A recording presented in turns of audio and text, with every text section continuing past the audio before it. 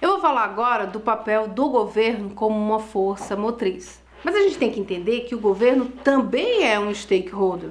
O governo também tem demandas, ou seja, o governo ele define com base nos interesses da sociedade como a empresa deve atuar. Então, numa definição de stakeholder, o governo é um stakeholder primário, porque ele está atuando diretamente e qualquer ação do governo afeta o processo produtivo. A atuação do governo, ela tem uma relação primária, direta com o desempenho das organizações. Os stakeholders secundários, e aí nesse papel eu posso colocar a mídia, os sindicatos, a comunidade vizinha, ela não tem um papel direto na organização. Ela influencia e a empresa deve ficar atenta, mas o governo tem um papel principal, ele tem que garantir o bem-estar da sociedade. Como a regulação ambiental, ela é importante e ela é necessária. Por quê? Primeiro ponto, ela cria pressões que motivam a realização de inovações entre as empresas.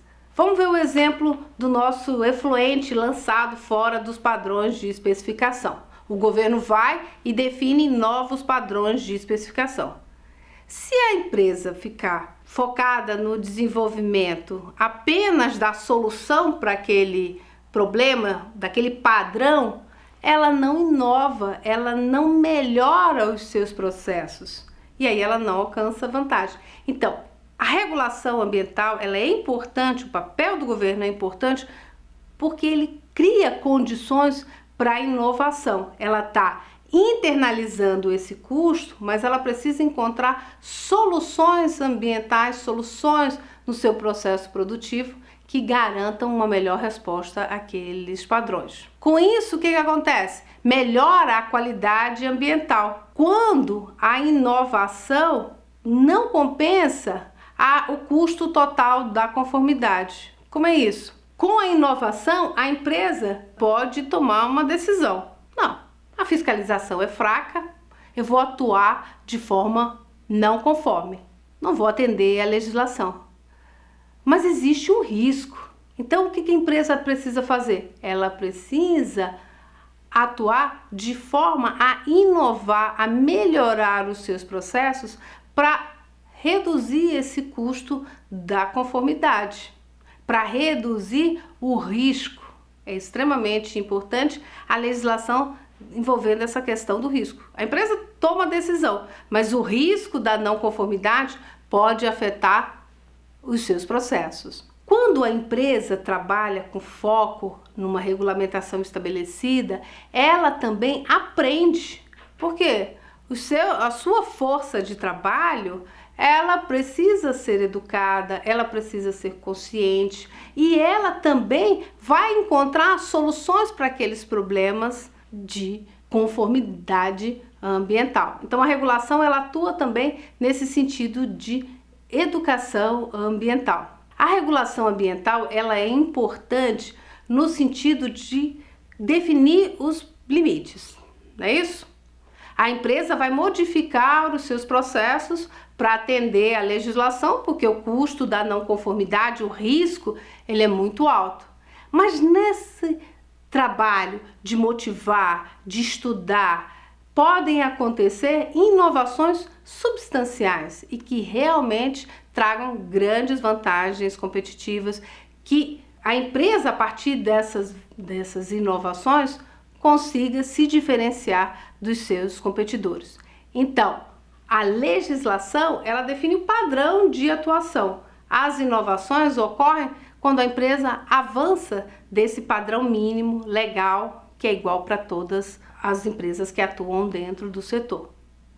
E a gente vai tendo sempre essa demanda do aprimoramento. Com uma regulação ambiental estabelecida, nivela o jogo. Todas as empresas têm aquele mínimo para atender. E aí aquela empresa que avançar, identificar melhorias nos processos, entender melhor as demandas dos stakeholders, como o exemplo da chaminé. Ela tem uma emissão atmosférica dentro de um limite estabelecido pela legislação. Imagine empresas, por exemplo, produtoras de castanha. São várias empresas juntas dentro de um centro industrial, com a comunidade próxima, inclusive a comunidade com trabalhadores desta empresa e de outras empresas. Eu tenho um padrão mínimo que é atender a legislação em termos de emissões, mas isso não causa uma melhoria da qualidade, ainda tem poeira na casa das pessoas, da comunidade. Então, se uma empresa inova, avança, melhora o seu processo produtivo, o trabalhador que reside na comunidade tem um reflexo e o outro, de outra empresa. Então, você acaba ampliando a possibilidade de não só uma empresa melhorar os seus processos, mas as outras todas por pressões dos trabalhadores, por pressões da comunidade. Existe essa interação. Então, o papel do governo ele é extremamente importante, não apenas estabelecendo esse campo do jogo, os limites, mas uma regulamentação forte, uma fiscalização eficiente faz com que a empresa avance para uma vantagem competitiva através da inovação e vai ter como reflexo uma melhoria no relacionamento com os outros stakeholders. O papel do governo ficou mais claro, mais forte, né, a partir de 1992. Desde 70, quando as agências ambientais começaram a ser implantadas em diferentes governos, era o exercício de estabelecer essa base de trabalho. Mas a partir de 92, com a Declaração do Rio sobre o meio ambiente e o desenvolvimento, o papel do governo ficou mais claro.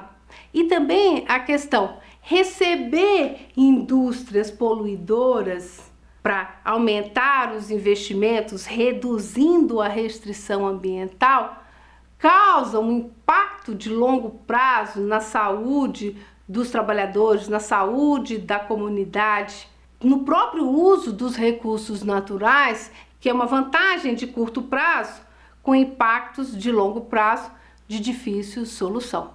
Então, na Rio 92, essa questão ficou mais clara com a Declaração sobre o Meio Ambiente e o Desenvolvimento. A gente avança nesse sentido de ter um ambiente de governança global, ou seja, é importante que todos os governos e os países atuem dessa forma responsável, porque não acaba criando uma competição, você acaba atraindo investimentos, porque o que as empresas estão pensando? Em externalizar os custos para a sociedade.